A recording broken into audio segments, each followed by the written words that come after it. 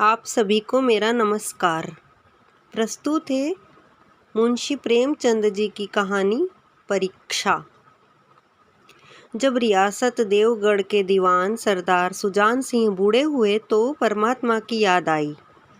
जाकर महाराज से विनय की कि दीन बंधु दास ने श्रीमान की सेवा 40 साल तक की। अब मेरी अवस्था भी ढल गई, राजकाज संभालने की शक्ति नहीं रही। कहीं भूल चूक हो जाए तो बुढ़ापे में दाग लगे, सारी जिंदगी की नेक नामी मिट्टी में मिल जाए। राजा साहब अपने अनुभवशील नीति कुशल दीवान का बड़ा आदर करते थे। बहुत समझाया, लेकिन जब वो दीवान साहब ने न माना तो हार कर उनकी प्रार्थना स्वीकार कर ली। पर शर्त यह लगा दी कि रियासत के लिए नया दीवान आप ही को खोजना पड़ेगा। दूसरे दिन देश के प्रसिद्ध पत्रों में यह विज्ञापन निकला कि देवगढ़ के लिए एक सुयोग्य दीवान की जरूरत है। जो सज्जन अपने को इस पद के योग्य समझें, वे वर्तमान सरकार सुजान सिंह की सेवा में उपस्थित हों। यह जरूरी नहीं है कि वे ग्रेजुएट हों, मगर रिष्ट पुष्ट होना आवश्यक है। मंदाग्नि के मरीज को यहाँ तक कष्ट उठाने की कोई ज़रूरत नहीं। 1 महीने तक उम्मीदवारों के रहन सहन आचार विचार की देखभाल की जाएगी। विद्या का कम परंतु कर्तव्य का अधिक विचार किया जाएगा। जो महाशय इस परीक्षा में पूरे उतरेंगे वे इस उच्च पद पर सुशोभित होंगे। इस विज्ञापन ने सारे मुल्क में तहलका मचा दिया। ऐसा ऊंचा पद और किसी प्रकार की कैद नहीं, केवल नसीब का खेल है। सैकड़ों आदमी अपना अपना भाग्य परखने के लिए चल खड़े हुए। देवगढ़ में नए नए और रंग बिरंगे मनुष्य दिखाई देने लगे।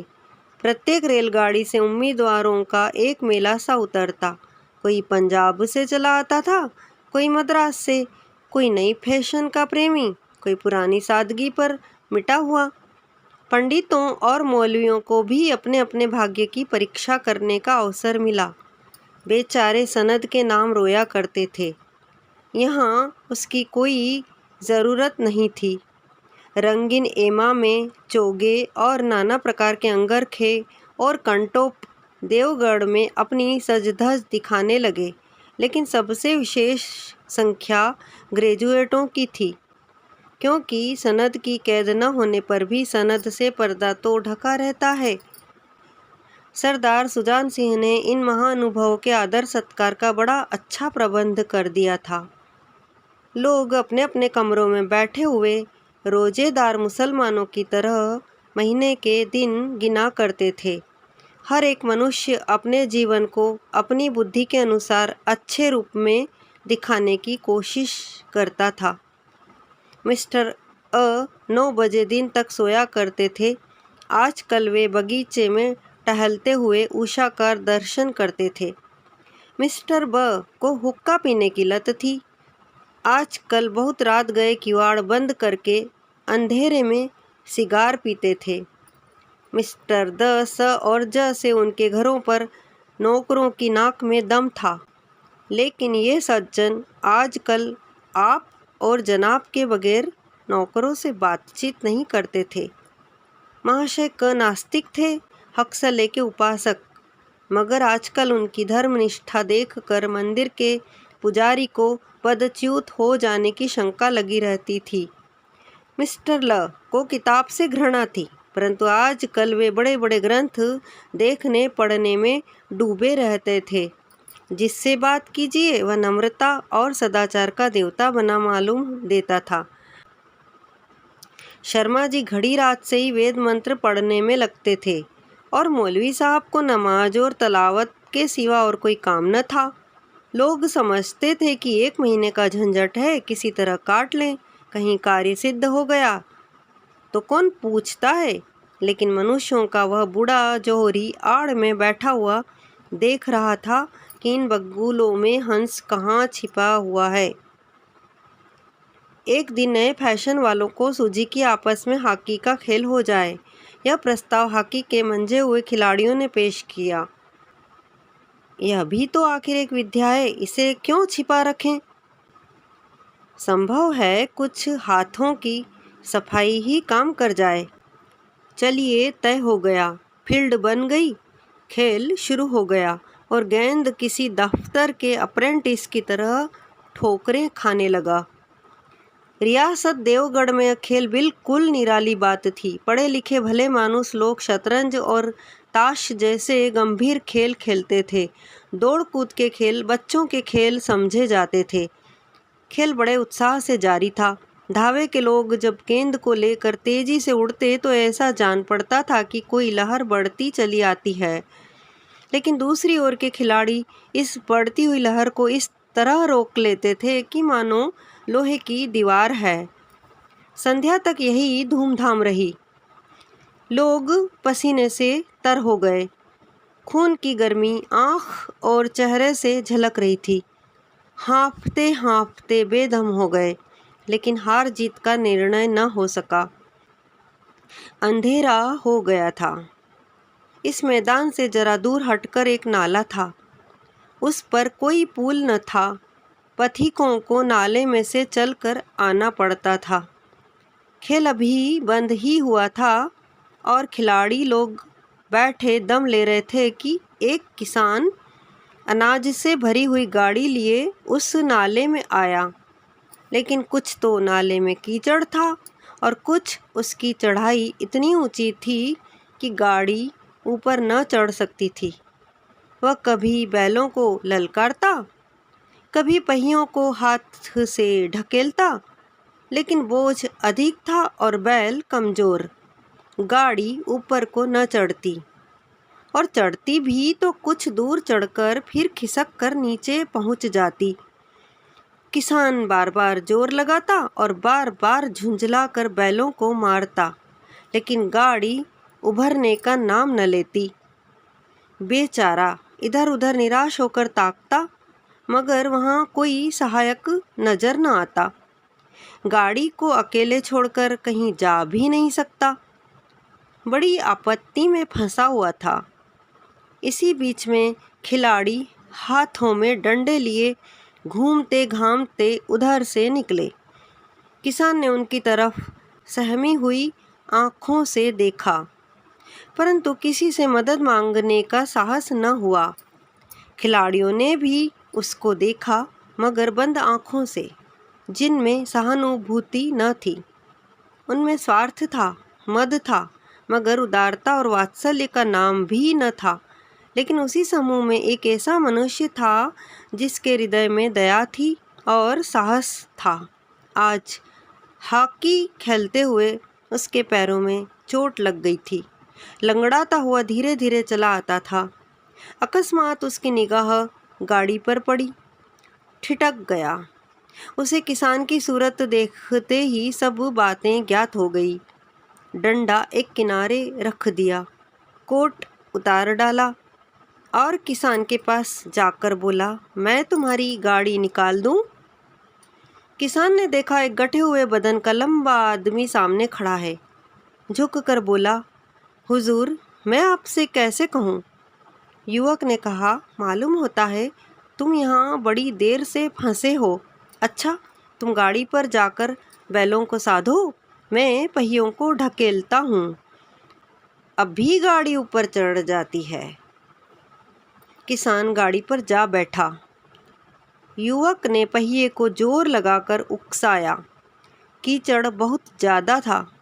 वह घुटने तक जमीन में गड़ गया, लेकिन हिम्मत न हारी। उसने फिर जोर किया।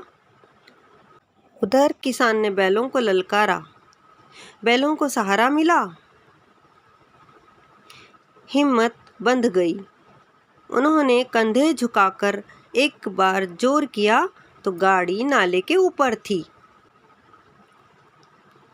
किसान युवक के सामने हाथ जोड़कर खड़ा हो गया। बोला, महाराज, आपने आज मुझे उबार लिया, नहीं तो सारी रात मुझे यहाँ बैठना पड़ता। युवक ने हंसकर कहा, अब मुझे कुछ इनाम देते हो? किसान ने गंभीर भाव से कहा, नारायण चाहेंगे तो दीवानी आपको ही मिलेगी। युवक ने किसान की तरफ गौर से देखा। उसके मन में एक संदेह हुआ, क्या यह सुजान सिंह तो नहीं है? आवाज़ मिलती है, चेहरा मोहरा भी वही। किसान ने भी उसकी ओर तीव्र दृष्टि से देखा। शायद उसके दिल के संदेह को भांप गया। मुस्कुराकर बोला, गहरे पानी में बैठने से ही मोती मिलता है। निदान महीना पूरा हुआ। चुनाव का दिन आ पहुंचा। उम्मीदवार लोग प्रातःकाल ही से अपनी किस्मतों का फैसला सुनने के लिए उत्सुक थे। दिन काटना पहाड़ हो गया। प्रत्येक के चेहरे पर आशा और निराशा के रंग आते थे। नहीं मालूम आज किसके नसीब जागेंगे, न जाने किस पर लक्ष्मी की कृपा दृष्टि होगी। संध्या समय राजा साहब का दरबार सजाया गया। शहर के रईस और धनाढ्य लोग, राज्य के कर्मचारी और दरबारी तथा दीवानी के उम्मीदवारों का समूह सब रंग बिरंगी सज धज बनाए दरबार में आ विराजे। उम्मीदवारों के कलेजे धड़क रहे थे। जब सरदार सुजान सिंह ने खड़े होकर कहा, मेरे दीवानी के उम्मीदवार महाशयों, मैंने आप लोगों को जो कष्ट दिया है उसके लिए मुझे क्षमा कीजिए। इस पद के लिए ऐसे पुरुष की आवश्यकता थी जिसके हृदय में दया हो और साथ साथ आत्मबल, हृदय वह जो उदार हो।